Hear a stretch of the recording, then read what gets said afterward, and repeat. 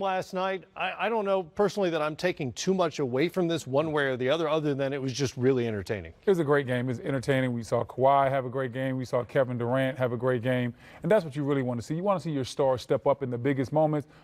But don't read too much into this. Don't just think all of a sudden now Toronto's automatically better than Golden State or anything of that nature. Steph didn't play. Draymond didn't play. It's November. Right. It's early. A lot of basketball to be played right now.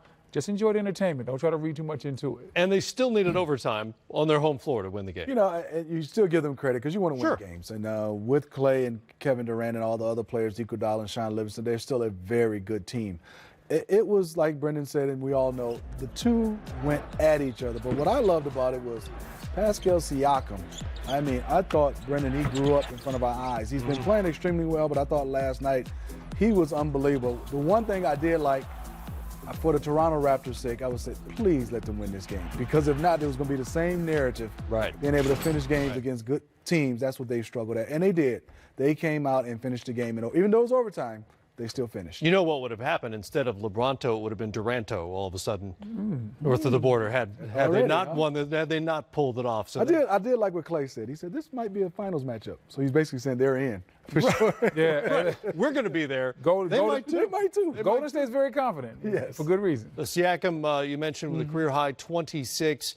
Kawhi Leonard, when he is on and at his best, what are we talking about in terms of where you would rank him league-wide? I mean, in terms of two-way players, I think it's widely agreed when he's healthy, he's number one. But in terms of overall players?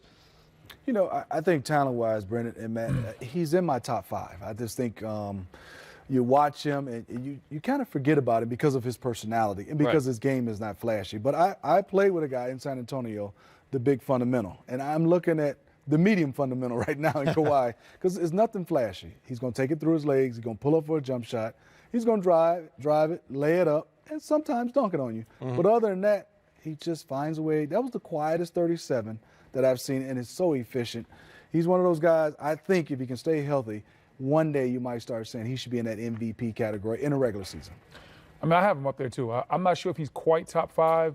He's in that 5 to 8 range because, you know, we have guys like Giannis and B. They're making their case for why they should be there. There's still talk of Anthony Davis, of course, Steph.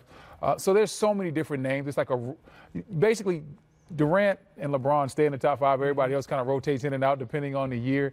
And I have him in that 5 to 8 range. But I love his two-way ability. I love the fact that he can score. And he takes pride defensively. It is so hard to go out there and get 37 when you're chasing around somebody like a Kevin Durant and doing the things that he does. And then he's versatile from a defensive standpoint as well.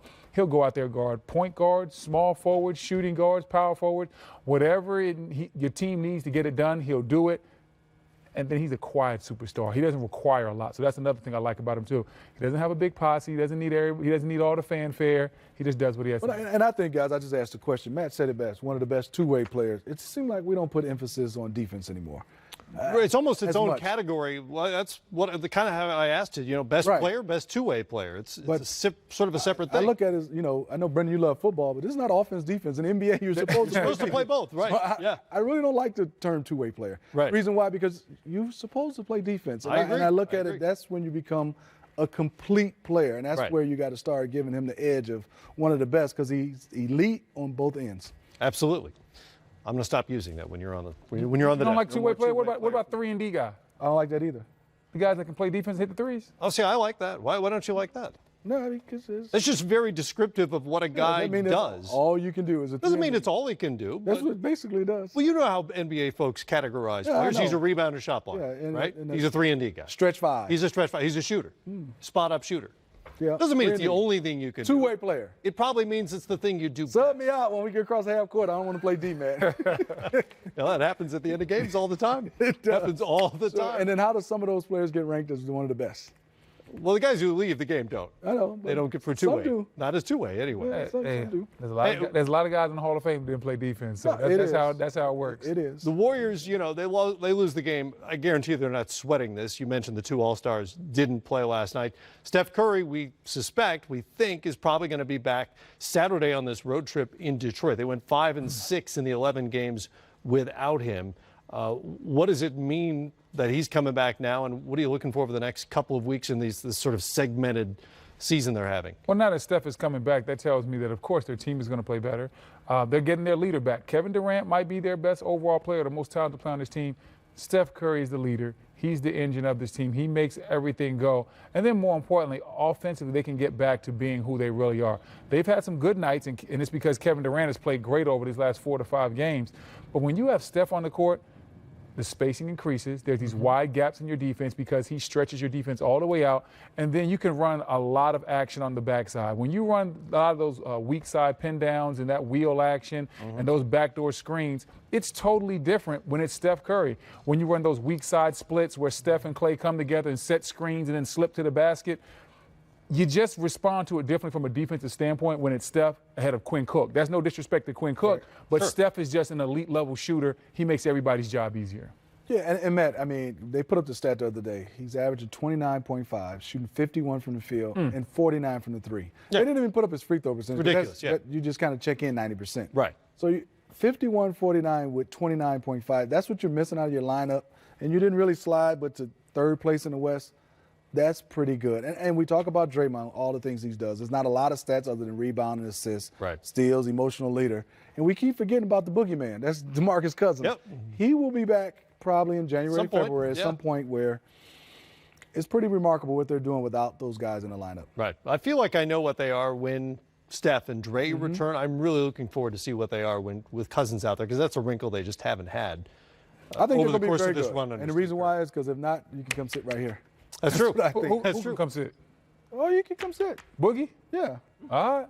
I'm not saying I'm not saying In a contract year? Okay. he can't check himself in. He can't check himself in. But you might want to be careful when you check him out. I just think when a guy like DeMarcus Cousins, he knows what he's signing up for. Yeah. A guy like the Golden State organization, they know what they're signing up. And I think the equalizer, if it doesn't work, doesn't fit, you sit him. And by the way, the league knows what he is when he's healthy. Yes. In terms of the contract, he's just got to prove that he's healthy. That's it. Right? He almost can do a combine. He doesn't have to run. average 20 a game for the Warriors. You think he has to average He's got to 20? prove he's healthy. I don't think he has to average 20. I think, of course, he has to prove he's healthy. I think, more importantly, he has to prove that he's a model citizen as well. Yes, that's part of the equation as well. Part of going to Golden State is about winning a championship, and a lot of this is a rehab image, basically just redoing his rehab and image within the league. Because if he goes there and does well, then some teams will be able to bring him in and feel more confident about him being the face of their franchise. Okay.